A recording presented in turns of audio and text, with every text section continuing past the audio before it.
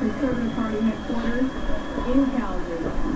We're also looking at the NDP and the Liberal headquarters. But it is the Conservatives with a majority who are celebrating tonight. Jacques Bourgault is there in Calgary. Jacques, this is what Stephen Harper campaigned for. He made a calculation right from the start, and he thought what he wanted. Well, I can tell you, Donna, that our decision desk has made a lot of Conservatives here in Calgary very, very happy. Our announcement of a Conservative majority has really electrified this crowd.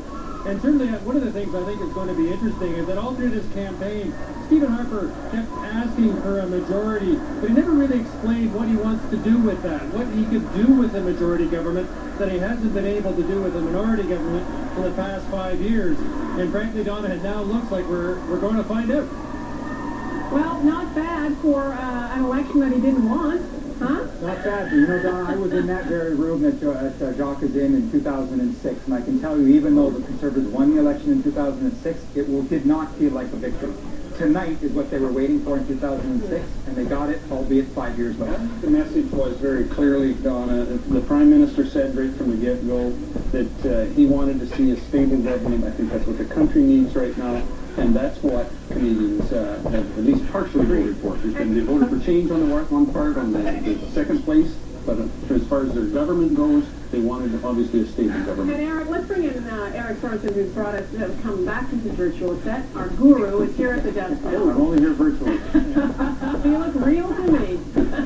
Eric, what I wanted to ask about is the NDP and the Liberals essentially switched positions tonight, right? Which meant the Tories picked up seats, enough to get a majority, but they got what they wanted. The NDP certainly surged ahead, but the vote just switched, didn't it, between the NDP and the Liberals? Yeah, essentially. I mean, the vote splits in Ontario is what probably hurt the Liberals most. The NDP has won lots of seats in Quebec. They have delivered some seats probably to the Conservatives in Ontario, and there may be even more seats for the Conservatives to pick up the rest of the way. But it leaves a very funny situation where you have the two parties that were on either side of the issue of national unity, the Liberals decimated and the Bloc Québécois decimated. And I'd be interested in Jay Hill and Sheila Copps talking a little about where this leaves the national unity question, because the Conservatives are going to have a majority, but it's not a Mulroney majority. It's not a majority with nationalists in part of that Quebec caucus.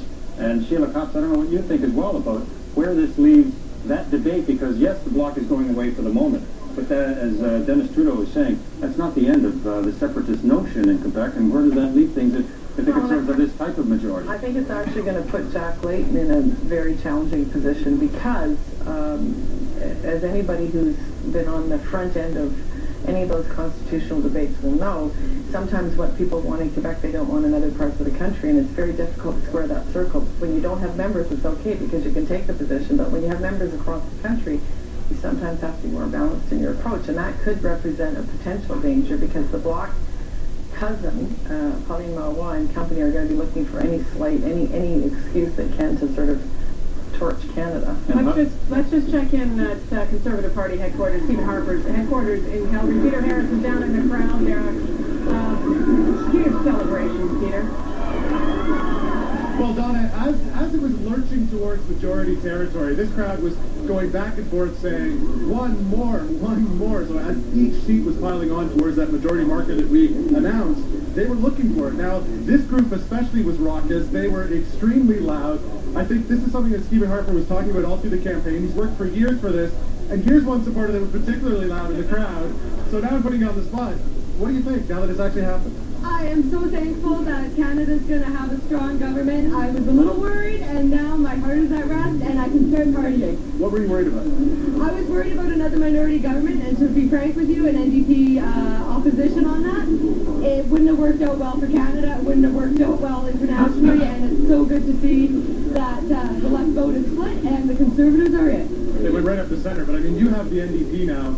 Jack Layton will be staring down Stephen Harper in the House of Commons. I mean, does that change the dynamic a bit? Oh, of course it's going to change the dynamic. You have an NDP opposition. Who would have ever thought that could have happened? However, you're going to have an NDP opposition.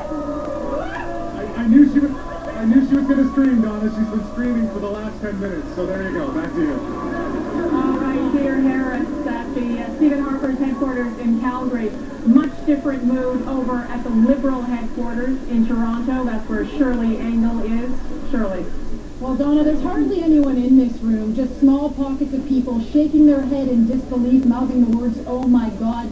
This is a night of unprecedented defeat for the Liberals in many ways. Number one, the Conservative majority. They were trying to prevent even a Conservative minority. Number two, for the first time in history, losing official opposition status to the NDP, and in a brutal way that we still don't know if it's even worse than 1984. We still obviously haven't seen all the seats. And now we hear that Michael Ignatieff's seat here, the seat of the leader of the party, might not even be safe. We don't know. There are Liberals in the Greater Toronto area, the last Liberal stronghold, people like Mark Holland, Ken Dryden, Martha Hall Finley, Dan McTague. These are Liberals who are stars in the party. They make up the core of the party, and we still don't know if they're elected. So what you're seeing tonight is the defeat of this party, and some are even saying behind the scenes that this could be just what the Liberal Party needs, that they need to they're going to go down, they need to go down all the way, they need to really do some soul searching. The post-mortem in many ways has already begun. A lot of people wondering what went wrong. Perhaps Canadians really did feel this was an unnecessary election, and they seem to have overwhelmingly rejected what Mr. Ignatieff is selling. So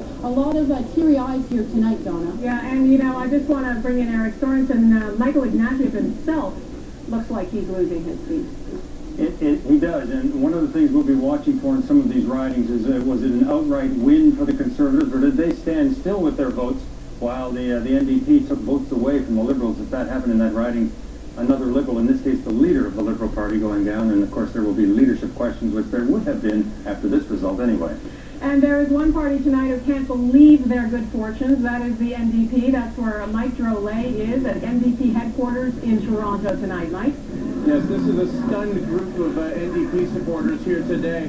Certainly, they never expected to get over 100 seats. I don't know what's more shocking, the NDP result, the Liberal result, or the Bloc result. I lived in Quebec for a couple of years, and I'm absolutely stunned by that. Now, the one thing that you guys were talking about on the panel was that Carl Boulanger did a lot of work to try to build up the NDP and to set the policy in Quebec to try to woo Quebec voters. Well, you could argue now that he has an even bigger job ahead of him, because they have a lot of Green MPs.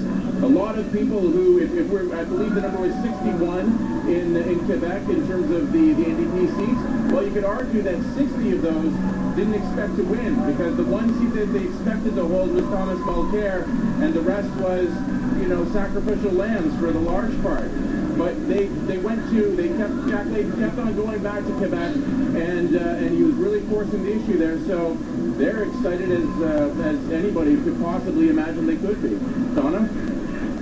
All right, just a quick thanks, Mike Drolet. Just a quick word from you, Eric, on the fortunes of the NDP. Absolutely historic night for them. It is an historic night for them. There are a lot of voters who may be asking themselves this question, though, which is, for progressives, is this a great night? If you're thinking progressives more broadly in terms of Liberals, Green, NDP, because they have done well, but overall, you now have a Conservative majority government. That they can't be very happy about that. Some progressives, I would say. All right, thanks, Eric. It's now time to turn over our Decision Canada coverage to your local anchors for the next 10 minutes in most markets. Stand by.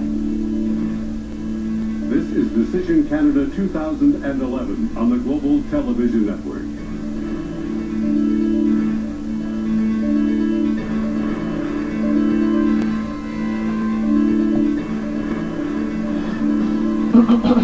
BC results are coming in very slowly, but we are starting to see some numbers as Conservatives and New Democrats celebrate across the rest of the country. Good evening and welcome back to our local coverage of the 2011 federal election. Celebrations breaking out in riding offices across the province as more and more BC candidates wait to see that magic word elected beside their names. We'll go straight to the latest results now. So here's Jill Kropp in our Results Center. Jill. Well, Chris, it's been really interesting so far. We have seen some swaps in all our ridings very quickly. Let's run through all of them. Vancouver Centre, no results yet. This, of course, Hetty Fries. This is expected to be a safe riding for Hetty, but boy, have we seen a Liberal collapse tonight. She could lose that riding. Vancouver East also should be safe for NDP incumbent Libby Davies, although Irene Yatko was challenging earlier. Vancouver Kingsway, Tran Nguyen is challenging Don Davies, who is the incumbent there, so he could be in a little bit of trouble. Vancouver Quadra. This has gone back and forth. Look how close that is between incumbent Joyce Murray, the Liberal, and Conservative Deborah Meredith. Very tight race there. Vancouver South. Wei Young in the lead at this point. Ujjal Dosanjh has to be concerned about how this night is going to turn out for him. Keep in mind, though, early numbers. North Vancouver, Andrew Weston in a battle, or Saxton rather, in a battle with Talib Noor Mohammed, the Liberal candidate surging there. West Vancouver Sunshine Coast, Sea to Sky, John Weston, the incumbent, is being challenged by Terry Platt of the NDP. Burnaby Douglas, Kennedy Stewart, the NDP, he is not the incumbent, but this is an NDP riding. He's expected to win that, looking like he might do that. Burnaby New West, Peter Julian in a very strong lead against Paul Forsyth, who's a long-time politician. He was an MP for 12 years, challenging there. New Westminster, Coquitlam, Finn Donnelly in the lead for the NDP. Diana Dilworth of the Conservatives challenging. She's currently a Port Moody City Councillor. She could be headed to Ottawa, depending on how the polls play out through the rest of the night. Delta Richmond East, as expected, the Conservative Carrie Lynn Findlay running away with that one. One of the few where we've seen somebody running away. This as well, Richmond Alice Wong of the Conservatives expected to take this. Looks like she will. In Port Moody, Westwood, Port Coquitlam, James Moore, the incumbent MP. He is going to win tonight. I'm going to go on a bit of a limb there, but I think he's probably safely got that wrapped up. That's it for the Metro Vancouver area. Joining us now, Rick Weber from Global Okanagan. All right, thanks, Jill. We're taking a look at the interior ridings for British Columbia, as well as some Fraser Valley ridings and the north. And we're starting in Abbotsford. We've just in the last couple of minutes had a list of ridings where the candidates have been confirmed elected, and Abbotsford is one of them, the Conservative candidate. Mark Straw was hoping to take over for his dad as the Conservative MP, and that has happened. He's been declared elected just in the last couple of minutes. And then in British Columbia Southern Interior, we're watching this riding, the incumbent, one of the only incumbents in the Interior who's NDP, Alex Adamanenko, and he is in the lead right now. Kamloops, Thompson, Caribou. Another riding, you just never know how it's going to go, but the incumbent, Kathy McLeod, is doing well tonight to keep that seat. And our next riding is Kelowna Lake Country. Ron Cannon, the MP for the Conservative MP, has been declared elected in that riding, so no surprise there by any means. And in Kootenay, Columbia, David Wilkes, the Conservative candidate, has also been declared elected just in the last couple of minutes. Moving on to Okanagan-Coquihalla, where they were looking to replace Stockwell Day, and there was quite a competition to become the Conservative nominee there, and it looks like the Conservatives are going to keep that riding. In Okanagan-Shuswap, Colin Mays declared elected, longtime Conservative MP in that riding, so again, a lot of Conservatives being elected in the interior. Dick Harris having no problem. He's been elected many times in Caribou, Prince George, and looks like he's on his way there tonight. And in Prince George, Peace River, Lois Boone is a former provincial politician, and we wondered if she would give the Conservatives a run for money, but the Conservatives are leading there. And in Skeena-Bulkley Valley, the NDP incumbent, Nathan Cullen, is looking like he'll keep his riding quite handily. So that's what's going on in the interior. And right now we're going to check with Randine for the Fraser Valley and for Vancouver Island. Thank you very much for that, Rick. And we are, even though the Conservatives have been declared the majority government, there's still many interesting races taking place.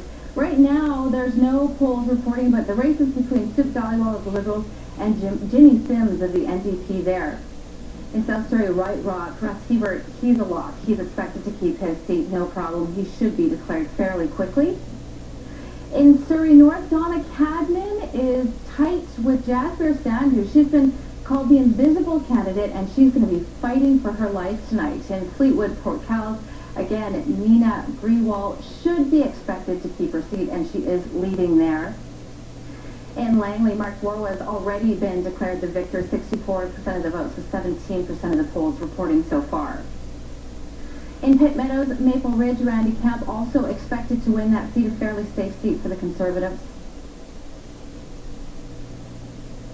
And in Victoria, Denise Savoy, 50% already with 8 polls reporting that is a fairly easy seat for the NDP to win in that Victoria riding. In Esquimalt, Wanda Fuca, however, no polls reporting yet, but the horse race is between Troy D'Souza and Randall Garrison of the NDP. In the Saanich Gulf Islands, Elizabeth May leading so far, none of the polls reporting, but this is a race between her and the incumbent Conservative Gary Lunn. In Nanaimo, Alberni, this should be a fairly tight race as well. We're not expecting